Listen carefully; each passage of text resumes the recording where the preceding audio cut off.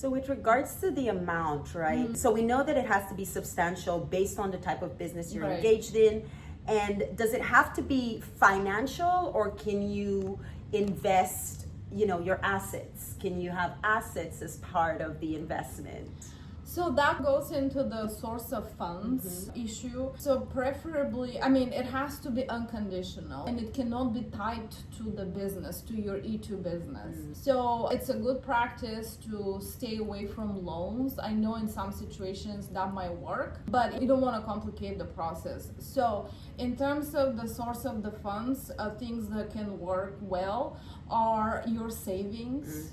Let's say you're a CEO of a corporation outside the United States, you have saved throughout the years, you had a considerably high salary, then obviously these will be your savings. Sometimes it's a gift, sometimes maybe your parents, your brothers, sisters, they gift you, like, let's say 100,000, 200,000, but it is an unconditional gift. And then we get like a gift letter that explains how much they're giving you, and that it's unconditional. Sometimes you sell a property and then we take that money, and that will be your source of funds. It will be the property that you sold, the proceeds from the property that you sold. So there are different types of source of funds, but I would stay away from loans and other types of more complicated structures, because you do not want to complicate this.